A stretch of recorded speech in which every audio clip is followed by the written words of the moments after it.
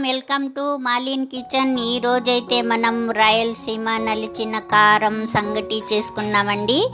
ఈ నలిచిన కారం సంగటి అయితే చాలా టేస్టీ సూపర్గా ఉంటుంది, హెల్తీగా ఉంటుంది. మనం అప్పట్లో టమాటాలు అవి పొయ్యిలో వేసుకొని కాల్చుకుంటారండి. ఇప్పుడైతే మనం స్టవ్ మీదే చేసుకోవచ్చు. చాలా టేస్టీ సూపర్గా ఉంటుంది. చిన్నవాళ్ళైనా పెద్దవాళ్ళైనా ఎవరైనా ఈ రాగి సంగటి తింటే చాలా హెల్త్కి మంచిది. రెసిపీ నచ్చితే లైక్, షేర్, కామెంట్, సబ్స్క్రైబ్ చేయండి. ఈ వీడియో చూడాలంటే నోటిఫికేషన్ ఆన్ చేసుకోండి. ఈ వీడియో అయితే పూర్తిగా చూడండి. వీడియోలో ఎలాగుందో అలాగే చేయండి, అద్దరిపోతుంది. ఈ సంగటి నలిచిన కారం అయితే బాగా చూడండి. Thank you. ఫస్ట్ అయితే మనం ఒక గిలాస్ బియ్యం అండి, ఈ గిలాస్తో చిన్న గిలాస్తో నేను తీసుకున్నానండి.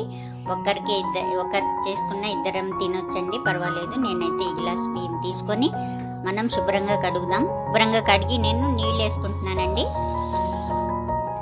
2 గ్లాసులు నీళ్ళు అయితే వేసుకున్నా. ఇప్పుడు మనం స్టవ్ వెలిగించుకొని మనం పెట్టుకోవాలండి. ఈ బియ్యం పెట్టిన తర్వాత మనం తగినంత సాల్ట్ వేసుకోవాలి. అలాగే మనకు బాగా అన్నం ఉడకాలండి. అప్పుడు దాకా మనం చూద్దాం ఇంకో ప్రాసెస్.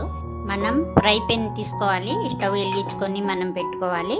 ఇప్పుడు మనం ఇందులోకి చూడండి ఒక 2 రెబ్బల కరివేపాకు అండి. ఈ కరివేపాకు శుభ్రంగా కడిగి మనం ఇలా పెట్టుకొని ఇందులో వేసుకోవాలండి. వేసుకొని లైట్గా మనం వేయించుకోవాలి.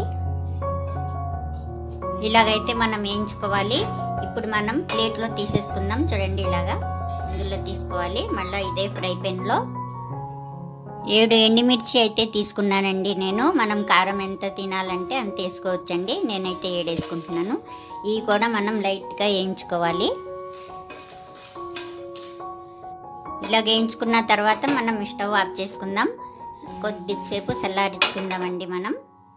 మనం చూడండి చింతపండు అయితే తీసుకోవాలి. చిన్న నిమ్మకాయ సైజ్ అంత చింతపండు తీసుకొని నేను నానబెట్టుకున్నానండి. ఇప్పుడు మనం రసం తీద్దాం. రసం అయితే తీసేనండి. ఇది అయితే పక్కన పెట్టుకుందాం. ఇప్పుడు మనం ఒక గిన్నె అయితే తీసుకోవాలండి. గాజుదైనా ఏదో ఒకటి మనం తీసుకోవాలి. ఇప్పుడు ఇందులోకి మనం వేయించుకున్నాం కదా కరివేపాకు, ఈ కరివేపాకుని ఇందులో వేసుకోవాలి. అలాగే మనం ఎండుమిర్చి వేయించుకున్నాం కదా, ఆ ఎండుమిర్చి కూడా ఇందులో వేసుకోవాలి. అలాగే కొద్దిగా ఉప్పు వేసుకోవాలి. వేసుకున్న తర్వాత మనం ఇప్పుడు చూడండి చేత్తోనే మనం బాగా నలుపుకోవాలి. ఇలాగా కరివేపాకు, ఎండుమిర్చి ఇలాగే మనం బాగా చేత్తో నలిపేసుకోవాలి కరివేపాకు, ఎండుమిర్చిని. ఇప్పుడు మనం ఇందులోకి చూడండి వెల్లుల్లి రెబ్బలు తీసుకోవాలి. మనమైతే 5-6 తీసుకొని నేను సన్నగా కట్ చేసుకున్నా. అవి కూడా మనం ఇందులో వేసేసుకోవాలి. వేసుకొని ఇది కూడా మనం చేత్తో బాగా కలిపేసుకోవాలి. అలాగే మనం కలుపుకున్న తర్వాత చేత్తో నలుపుకున్న తర్వాత చూడండి కొత్తిమీర అయితే వేసుకోవాలి. మనం వేసుకొని ఇది కూడా మనం చేత్తో బాగా నలుపుకోవాలి. ఇలా బాగా మనం నలుపుకున్న తర్వాత చేత్తో చూడండి ఉల్లిపాయలు అండి, ఒక పెద్ద సైజు ఉల్లిపాయ అయితే నేను సన్నగా కట్ చేసుకున్నా. ఈ ముక్కలు కూడా మనం ఇందులోనే వేసేసుకోవాలి. వేసుకొని ఇది కూడా మనం చేత్తో కొద్దిగా 1 నిమిషం ఇలా నలుపుకోవాలి. ఇలాగైతే మనం బాగా నలిపేసుకున్నాం. ఇప్పుడు మనం చింతపండు రసం తీసుకున్నాం కదండి ఇందాక, మనం ఆ చింతపండు రసాన్ని మనం ఇందులో వేసుకోవాలి.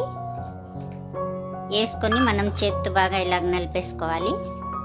బాగా మనం ఇలాగ నలుచుకోవాలండి. ఇలాగ అయిపోయింది. ఇది ఈ కారం అయితే రెడీ అయిపోయిందండి. మనం పక్కన పెట్టుకుందాం. ఇంకో ప్రాసెస్ చూద్దాం. మనం పెట్టాం కదండి రైస్, అన్నం. ఇదైతే ఇలా ఉడికింది. మనం ఇలా మూత పెట్టి ఒక 2 నిమిషాల పాటు ఉడికించుకుందాం.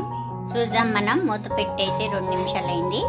ఇప్పుడు చూద్దామండి. చూడండి ఎలాగైందో, ఉడికింది బాగా మనకు మెత్తగా. అన్నం ఇంకా బాగా మెత్తగా ఉడకాలి మనకు. చూసారా? ఇప్పుడు మనం ఇందులో ఒక గిన్నె నేను రాగి పిండి తీసుకున్నానండి. చిన్న గిలాస్తో 1 గిలాస్ బియ్యంని, ఒక గిన్నె రాగి పిండి తీసుకున్నానండి. ఈ పిండిని మనం ఇందులోనే వేసేసుకోవాలి. ఇలాగే